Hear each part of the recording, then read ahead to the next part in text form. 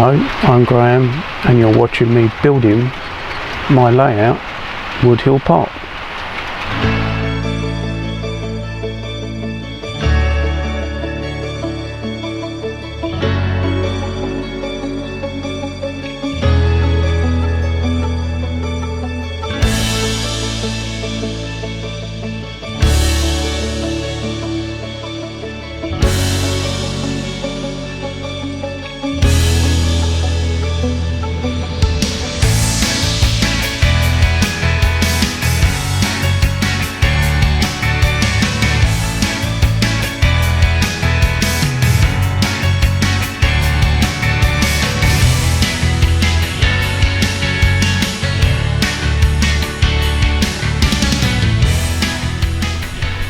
Hello and a very warm welcome back to Wood Hill Park, just for this quick update on what I've been up to on the layout lately. I've been taking a Hornby Railroad Deltic and trying to enhance it, as I didn't order any of the Accurascale ones, which I should have, so I thought I'd just have a go at updating this one that I bought from a toy fair for £20. I suppose the first things to talk about updating a Hornby Railroad version to a bit more highly detailed Deltic is the downside of the model, and the downsides are a few things that are hard to put right, and I'm probably going to live with one of them being the glazing. The glazing is quite poor. It's glazing that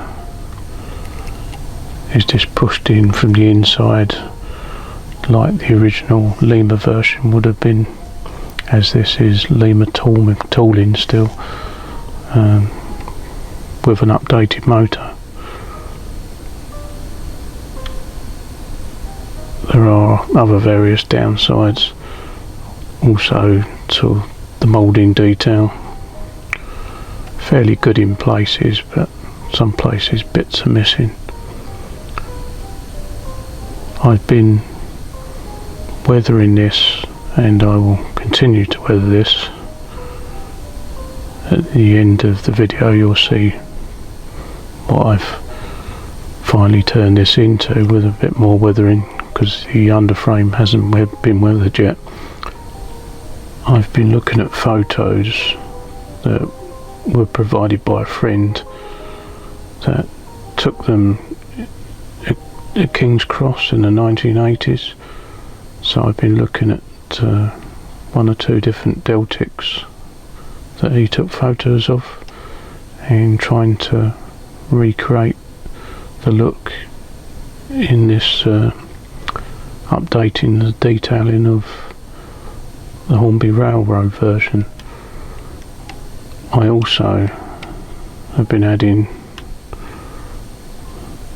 buffer beam detailing that I had spare from other locos, so I built up some buffer beam detailing, which doesn't look too bad. I've got rid of the horrible tension lock couplings that come with the railroad version and put in some NEM pockets so I can put in anything I want, really. Even though the front won't have them, I've still put a socket in there. The rear, I've got the new tension lock coupling that Hornby use at the moment, but that could be changed for anything, as it's now got NEM pockets both ends. The NEM pocket conversions are the same conversion that you see me use in my previous videos that I sourced via a guy on eBay, which are 3D printed. So it's a case of being brave and sawing part of the bogey away and gluing these in place with an epoxy resin. But they do a very good job and they look very neat So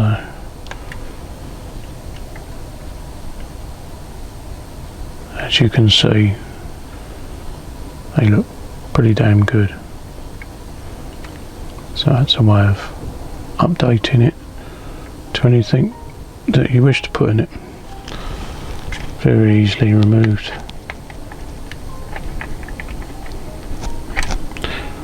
And you can put hunt couplings, magnetic couplings, or anything you like in them.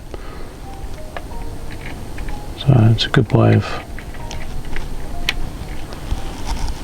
updating from the old terrible looking Hornby tension couplings.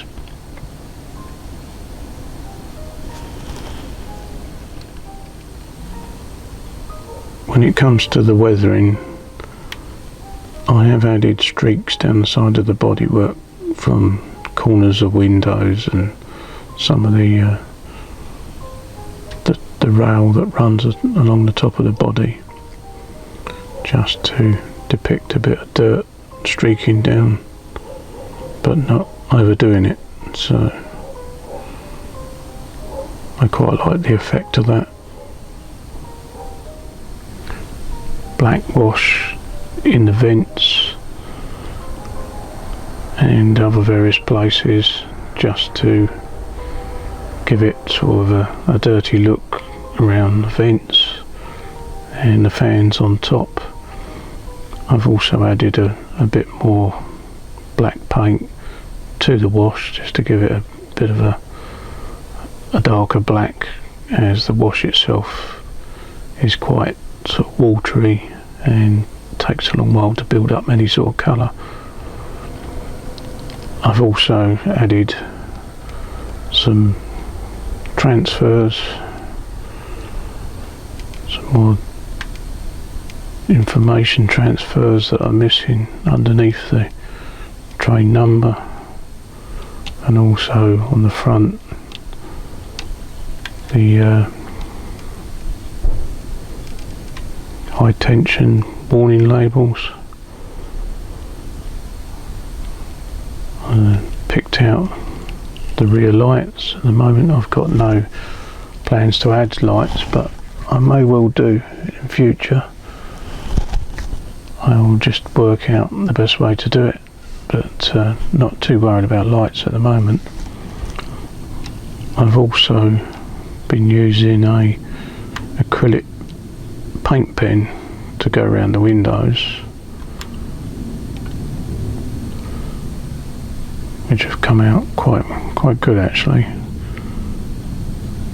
The acrylic paint pen has got a very fine tip and allows you to pick out the window frames and the door handles and other bits, just to add a bit more detailing.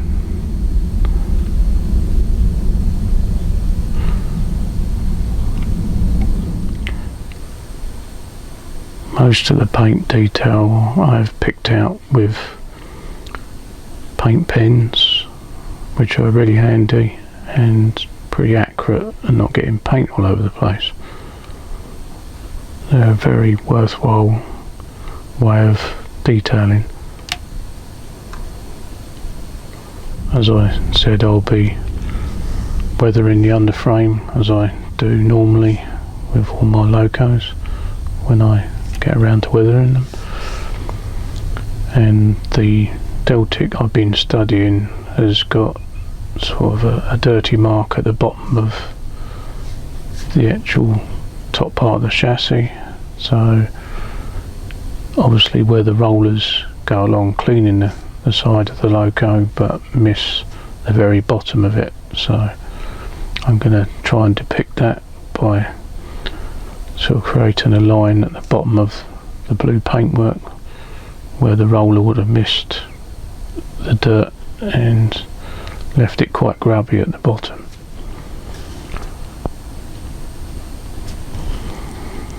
I looked at this loco again for sort of updating and detailing because I learnt that it had a 5-pole motor and it does run quite smoothly with quite a slow crawl, Most of the time it's a smooth crawl, but sometimes it will be a bit jittery. But for the money I paid for it, I'm really pleased.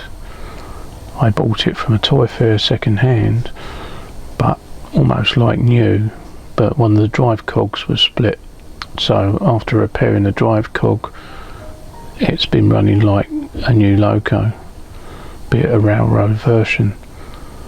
And even though it's a ring-filled motor, it's a modern ring-filled motor, which is a 5-pole one, like I said, and I've been surprised by its sort of performance. And where I would have wrote off a ring-filled motor in the past, it's reasonably acceptable, really. It does run very well, so I thought it was worth another look and worth updating and enhancing. I also picked it up for, I think, just £20, so I didn't have a lot to lose in playing about with it, really.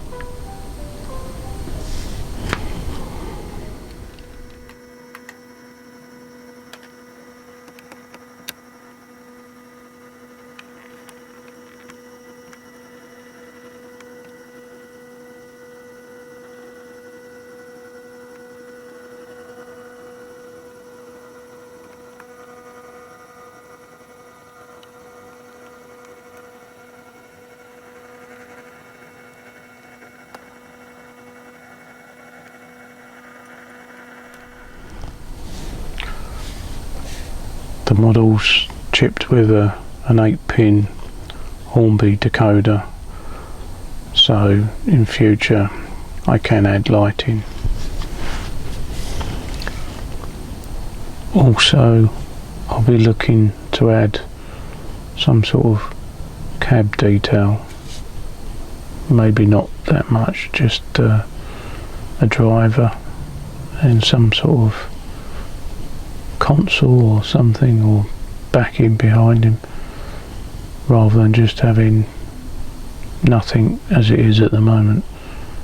But that shouldn't take too much to do. But for now, the outside of the model is greatly enhanced from what it was.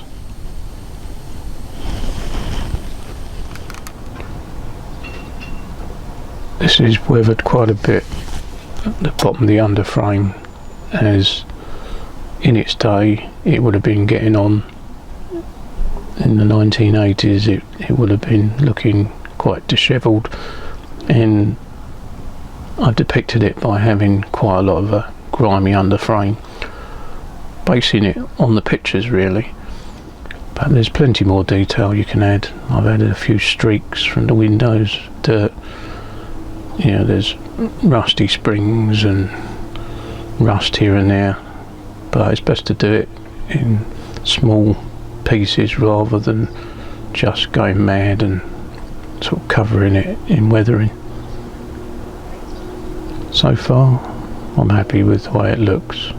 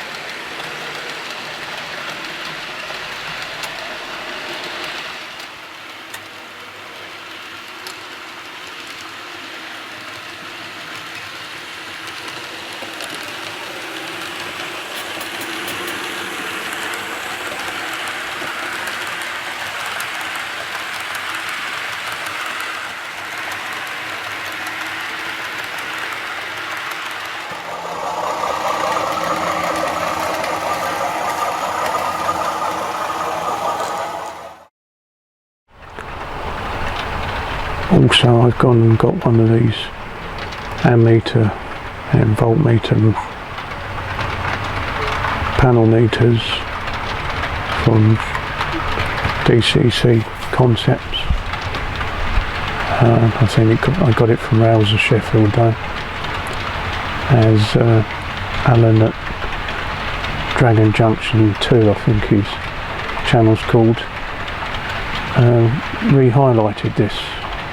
I did hear about it from Charlie at Chadwick Model Railway and forgot all about it, but it seems quite a useful tool to monitor how your locos are performing and spot any potential problems before you end up losing motors and chips. So I've got a fair bit on the layout at the moment. I've only got 2 locos going around pulling trains, but there's quite a lot sitting here taking ampage but not doing nothing, so it's just pulling just over half an amp at the moment. But this can go up to about 1.5 amps generally, and if you start putting Helgin trains on, sort of multiple Helgin trains, it does climb even steeper.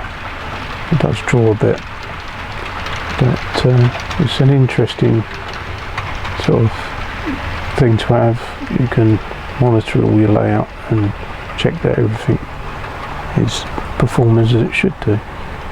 So I think it's a well worth tool really. So thanks to Alan for pointing it out again.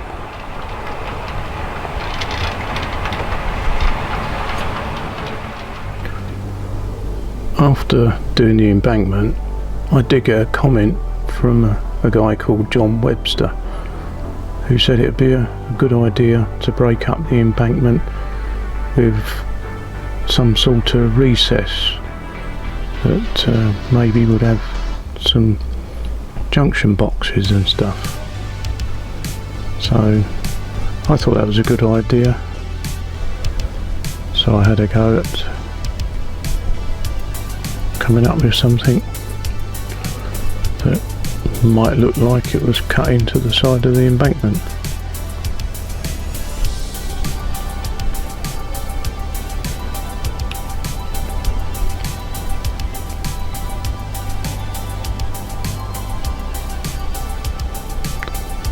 So thanks for the idea, and if anybody else has got any other ideas like this, I'll be more than glad to hear from you.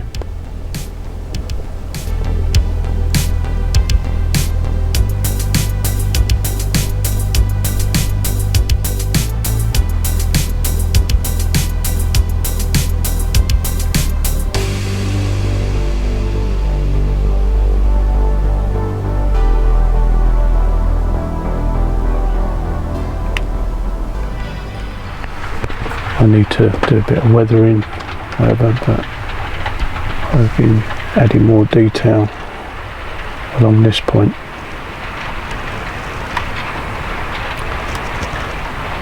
Not to mention playing about with a bit of graffiti here and there.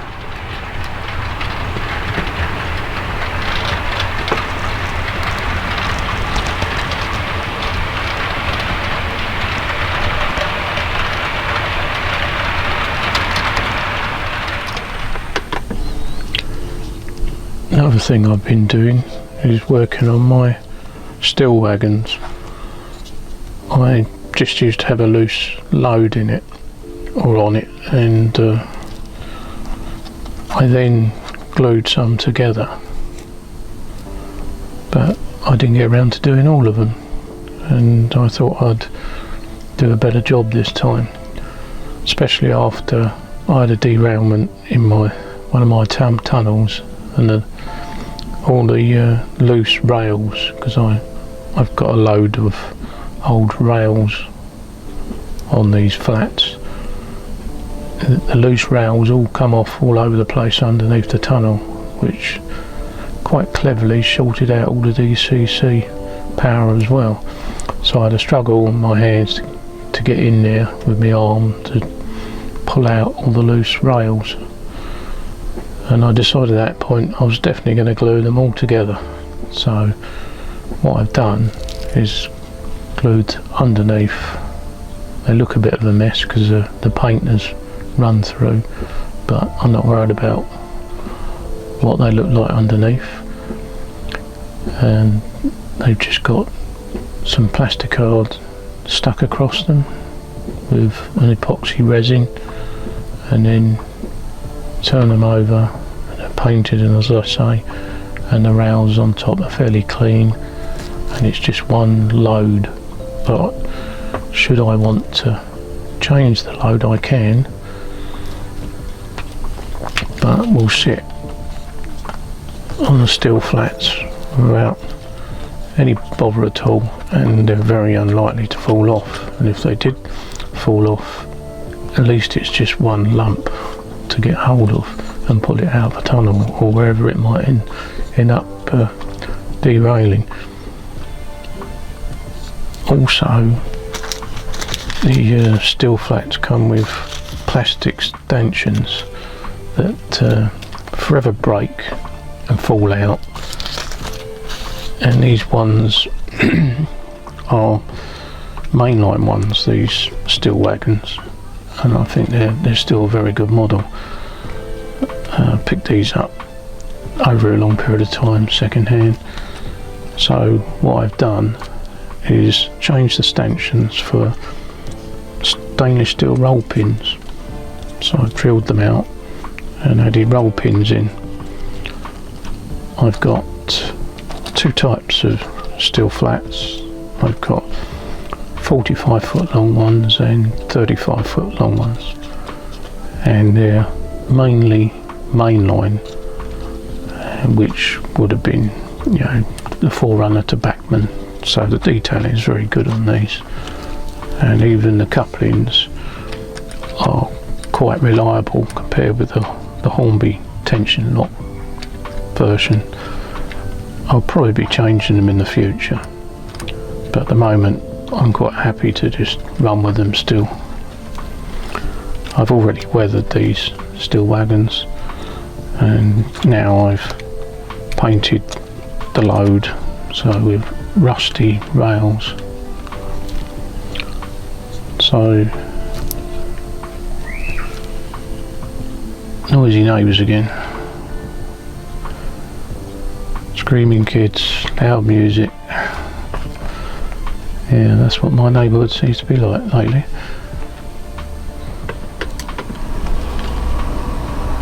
I've also got two Hornby 35 foot flats as well, but these are all mainline, the 45 foot ones. I think I've got 35 foot flats as well with mainline, but it makes up a rake of 10 in various sizes, so it's just a nice long train, and the weight of the load does a real good job in making a very steady wagon, really, and easily removed, like I said.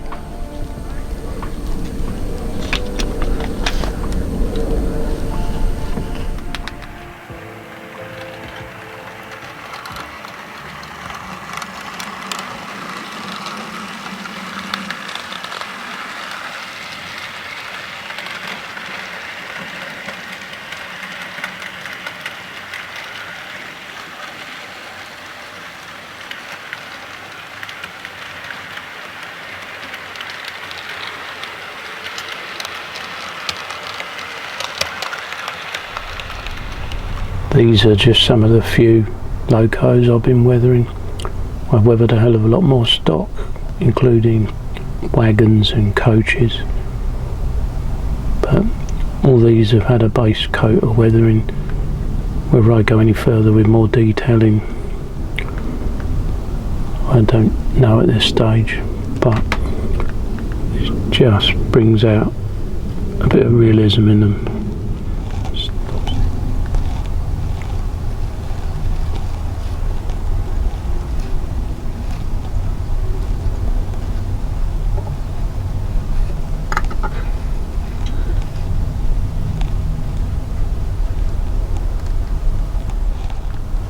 Sorry about the camera work, it's a bit shaky as I'm just walking along sort of handheld with the camera.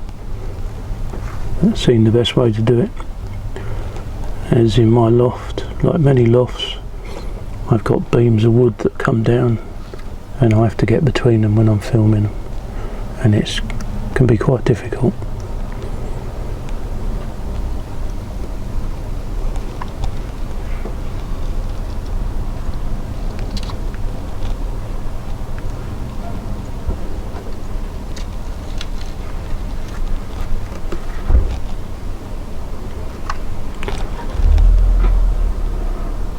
On the whole, quite a bit of weathering.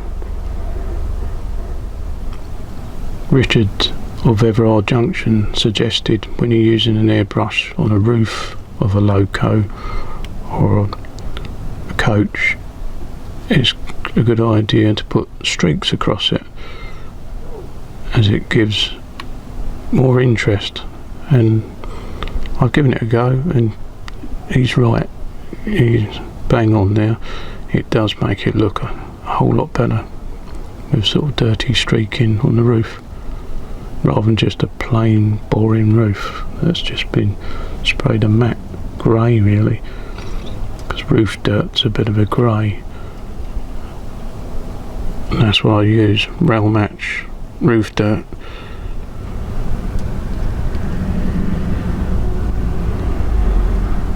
But it's mainly roof dirt and sleeper grind that I use, which also Richard of Everard Junction brought to my attention, and I use that like he does on most of my stock.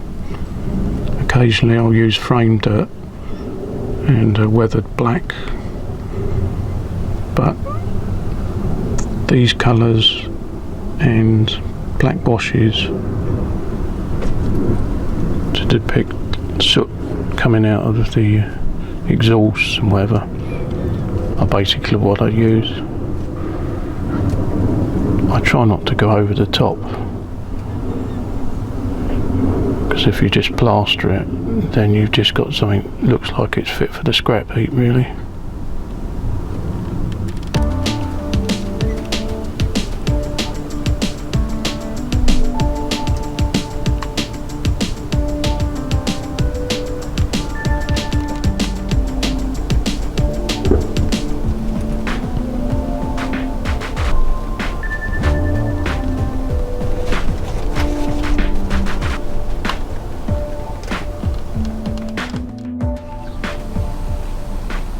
As I said, I've been weathering a lot more of my stock, just to a base weathering, and I reckon I've now probably got 90% of my stock that's weathered.